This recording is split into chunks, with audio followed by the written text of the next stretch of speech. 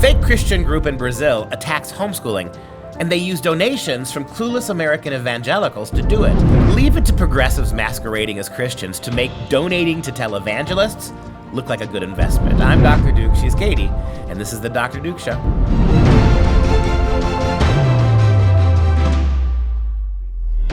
Hey everyone, and welcome to the Dr. Duke Show, that only one program that keeps you educated on the craziness, and it is crazy, impacting K-12 classrooms and college campuses around the world. Today, we're talking with our international correspondent, Alex Newman, about a popular so-called Christian charity that is joining left-wing organizations to denounce homeschooling, claiming it poses risks to children.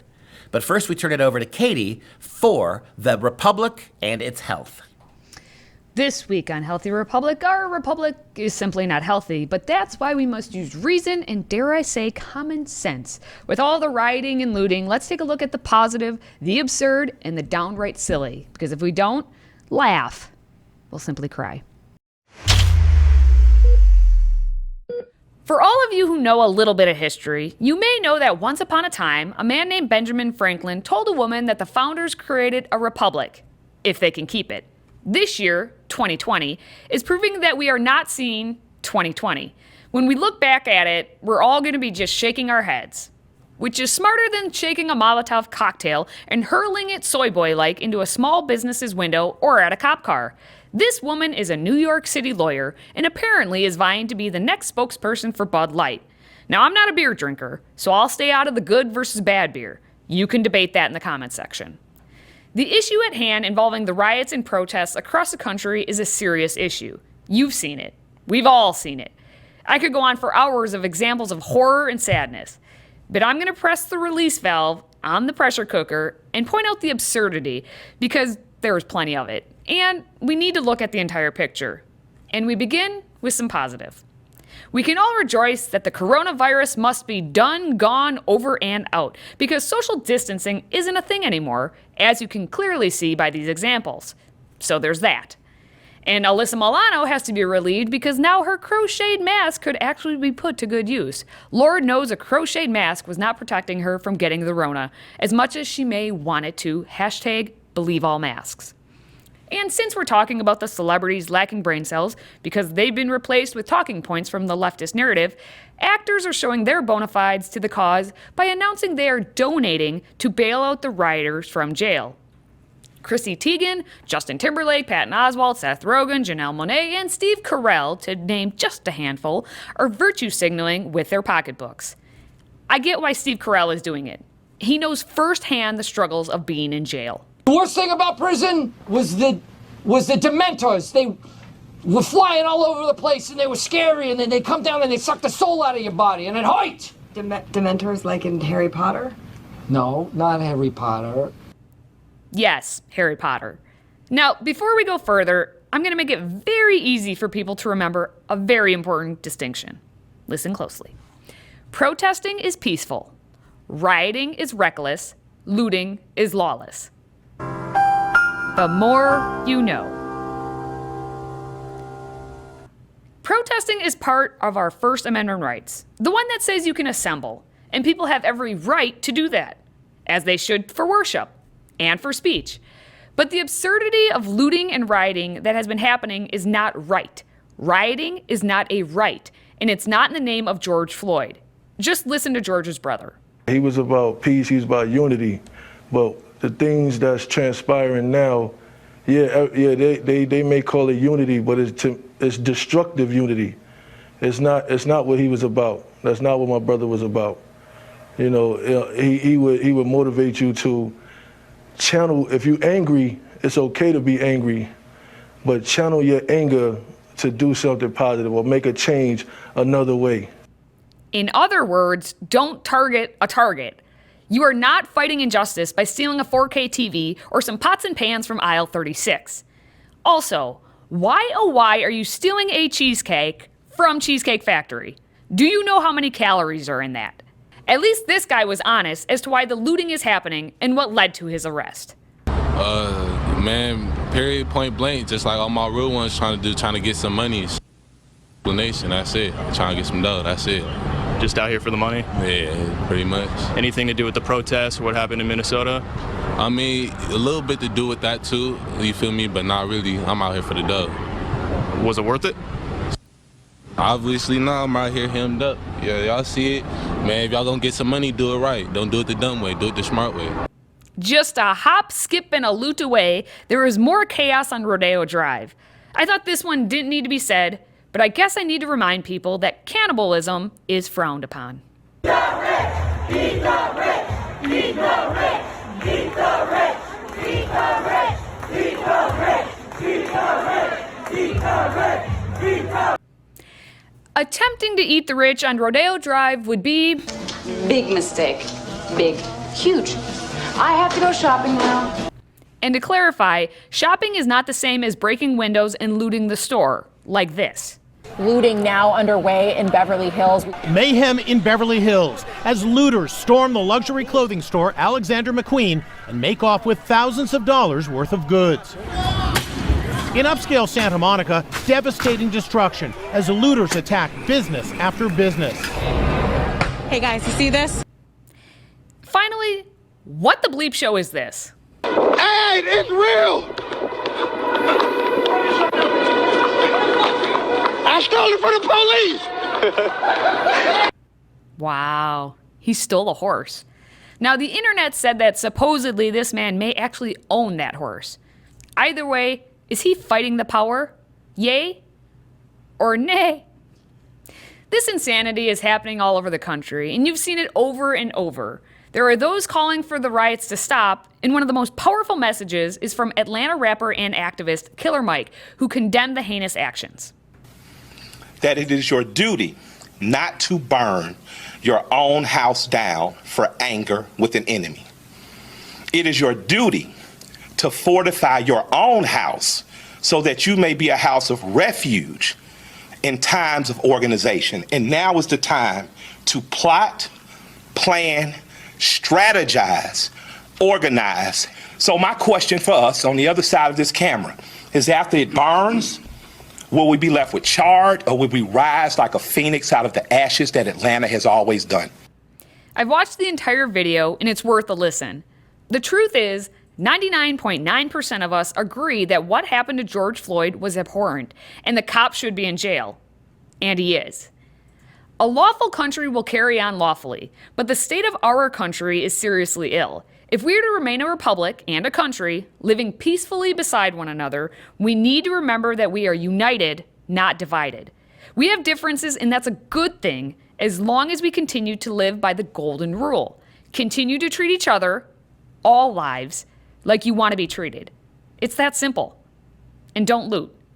Until next time, stay healthy, America.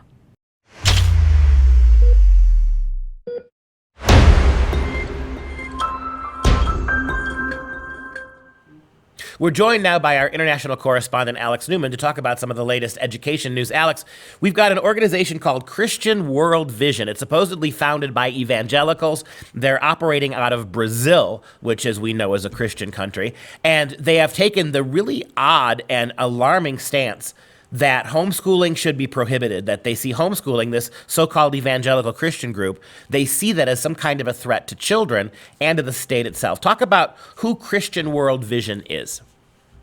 Yeah, thank you, Duke. It's a very alarming story because World Vision is a pretty well-known charity. They operate around the world. In fact, they have major operations in the United States. And without knowing for sure, I would venture to say probably most of their donors are in the United States. It's very popular. Like at Christmas time, you can buy a goat for a family in Uganda or Latin America or something like that. So they get a lot of money from American evangelicals, and they portray themselves as an evangelical Christian aid organization to help feed children and widows and things like that. But more and more, they have become a left-wing activist group, and this case in Brazil, I think, really illustrates the point. They joined with a coalition of, really radical, fringe, left-wing wackadoodle groups, pro-abortion groups, black supremacist, racist groups, pro-homosexual groups, socialist groups, globalist groups.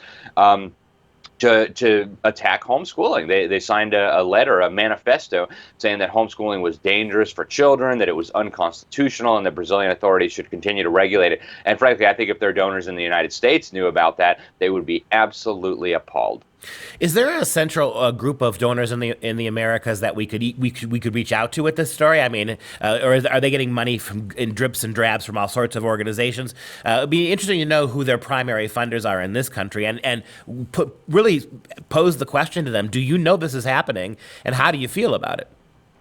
Yeah, and this has been happening to so many evangelical groups, too. In fact, at the Newman report at Freedom Project Media, I think it was last year, we talked about how what used to be called, the Campus Crusade for Christ, now they call it a CRU, I think, had also been kind of infiltrated by these radical left-wing forces. And so all over America, you have, naive, very decent, good Christian folks who are donating money to these organizations, thinking that it's going to support widows and orphans, thinking that it's going to spread the gospel around the world, and instead you have these very dishonest left-wing activists, most of whom I would say are probably not even Christian, who've wiggled their way into the leadership of these organizations, and they're diverting all this Christian money that was intended for good purposes into promoting left-wing extremism, anti-family antics, and now, as we see in Brazil, attacks on homeschooling. And World Vision, I've seen, I've been to a lot of these United Nations conferences over the last decade, and they're one of the staples. They've got all this propaganda material out there demanding global action on climate change and global wealth redistribution.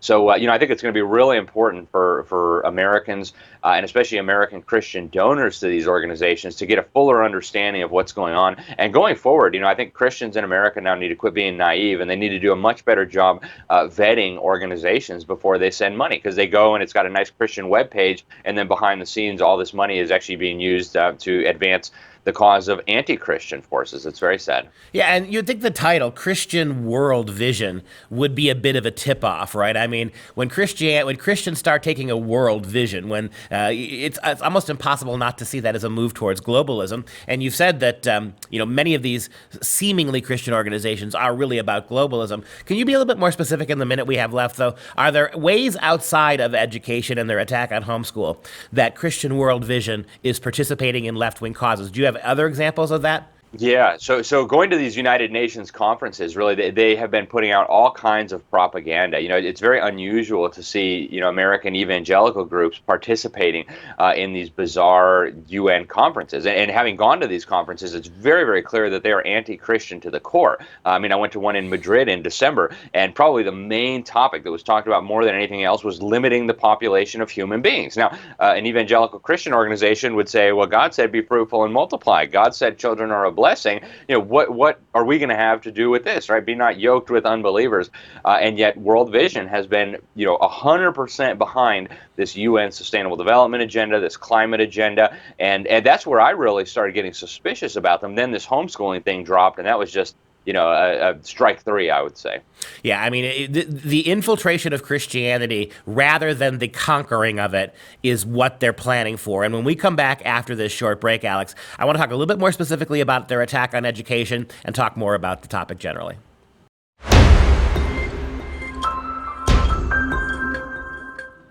Back with our international correspondent, Alex Newman, talking about Christian World Vision, a putatively evangelical organization that is siding with all sorts of anti-Christian, left-wing globalist causes. Alex, this is the kind of stuff I expect to hear about the Catholic Church. When I think about the degree to which the Catholic Church is completely sold out all across, and I'm not talking about all Catholics or all priests, I'm talking about the structural church of the Roman Catholic faith, how it has literally sold out to globalists. It's working with the communist Chinese to subvert Christianity, Roman Catholicism. They're allowing communist bishops of the communist state to appoint leadership of the Christian Catholic Church in China. I expect that from the Catholic Church because of their horrible record, their terrible mismanagement, their shoddy leadership, their corrupt pope. I get it, right? As somebody who had 20 years of Catholic schools, I find it reprehensible. But now when you see it infiltrating evangelical culture, right? And there's a certain insidious cleverness about this. We can't topple Christianity. We can't drive people of faith away from it. But what we can do is co-opt it. What we can do is play the game, right? Pretend that if Jesus were alive today, he'd be manning the barricades with a gun. If Jesus were alive today, he'd be looting Target alongside the protesters in America. This kind of jackbooted to the barricades kind of militant Christianity, right? Where you've seen, you saw the old pictures of Che Guevara on a crucifix, right? That garbage has been around for a long time. Why do you think it's having the success it's having in evangelical communities now? Well, I think part of it is pastors have really been asleep at the wheel. But, I mean, also, if we look at this honestly, we need to recognize that there is a concerted effort to infiltrate and subvert the churches in the United States, Catholic, Orthodox, Evangelical, Protestant, all of them. And there's actually going to be a great documentary coming out on this subject very soon, produced by people that you and I both know, Judd Saul and Trevor Loudon, called Enemies Within the Church. And I think this is probably going to be one of the most important documentaries of the year. If not the decade, because what they're going to show, and this happened also very much in the Catholic Church. You had enemies of the churches. In some cases, actual Soviet agents, members of communist parties, infiltrating the seminaries, infiltrating the ministries and the churches, and trying to hijack them. And if they couldn't be hijacked, then they would neutralize them. And this has been, I think, one of the leading causes of America's steady decline into losing our liberties, into the rioting and the looting that we see on the streets now. It's been the neutralization or even the infiltration and the hijacking of the Christian churches. It's an incredibly serious issue. We've got to take it seriously. And this craziness from World Vision, I think, is such a good example of that. Fortunately, our friend Julio Severo, he's a prominent Brazilian evangelical, brought this to the attention of the world. And I hope people will go read his essay, because he's had dealings with them before in Brazil. It seems like the operation in Brazil has been under the control of the hard left for a long time now, actual socialists. And we're starting to see that now, all over the world, not just with World Vision, but all kinds of supposedly Christian ministries that are still running on funding from devout Christians. It's dishonest, it's false advertising, and I think donors are owed a big explanation. Yeah, and if you want a further example of how this long game, socialist long game, corrupting the churches, think about the 1960s, where we got liberation theology, particularly in the Roman Catholic Church, where you had all of these Latin American countries go full socialist, and the socialist dialectic then became transformed. We can call it socialism, we can call it Marxism. We called it liberation theology, which was basically socialism applied to Christian faith, to the unmaking of Christian faith. The generation of priests that went to seminary in the liberation theology age in the 60s turned out to be a huge number of those priests that molested all those little kids in their secular anti-Christian values, right? And so you've got a pope now from South America, from a liberation theology perspective, who's an absolute disaster for Christianity. He is a globalist first, and I'm beginning to think a Marxist a close second. And we're down on the list. I find him as a Christian. It's very hard to identify. We've only got about 30 seconds left. Give us a final comment on what Christian Vision is doing and what might be done to combat that in places like Brazil. Yeah, so this is the time for Christians to be discerning. It's no longer enough to just say, oh, well, they've got Christian in the name, or they've got Christian written on their website, they've got a nice picture of a cross, I'll send them a check. Christians, be very careful about who you give your money to. There's still a lot of great ministries out there. There's a lot of great missionaries. There's a lot of great people, feeding orphans and widows. But there are also a lot of wolves in sheep's clothing. And the last thing we want is for the money from God's people to be going to the enemies of God and the church. It's crucial that people get involved now.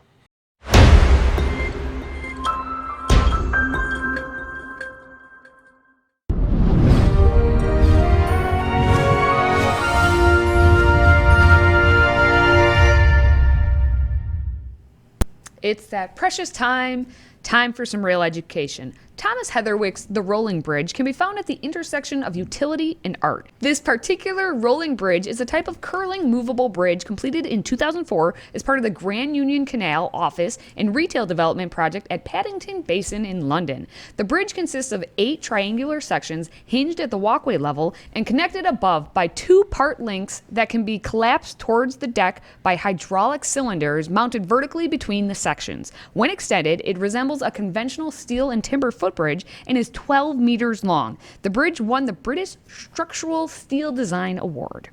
Yeah, and we live in a world that has become so technologized, right? We live in a world where the humane things, I mean, things like art and opera and even and painting, they've all devolved. I mean, they've become agitprop and political. The fine arts are in many ways dead. They've been replaced with popular arts, the crafts. And I think that our commitment to science and technology as a culture is part of the reason for that. We seem to have come to the place in time in Western culture where we seem to collectively believe that the only place really that you're going to find truth or enduring truth or even remotely objective truth is in the sciences and technology. And that's a shame, but that does offer opportunities. Think about where we find art in a technological world. You think about the curves of a really nice sports car, right? You think about things like the rolling bridge, and take a look at the rolling bridge. Look at it in the beforehand. It's a beautiful, self-contained, and actually quite attractive structure there. It's a work of art in its own way, with the radiating spokes and it has one of the things that makes art beautiful is the combination of unity and diversity. The piece has to be one holistically, but it has to be made of diverse parts that contribute to the one beauty. And that really, that bridge before it's unraveled really has that there. And then when it's mechanical, it all comes apart on its own, and you can see the pictures there, how that looks. Mike, go ahead. This is probably a good time. Let's show the people at home how it works.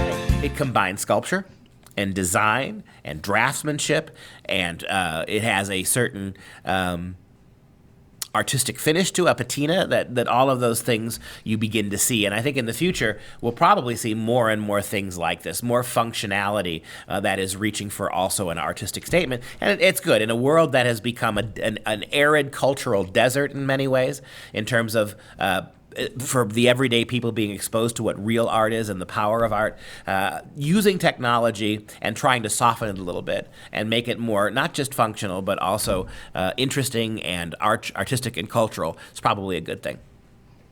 All right, as always, you can follow us on Facebook and Twitter, and if you have a question for the Friday Q&A, visit freedomproject.com/askduke or send us a message on social media.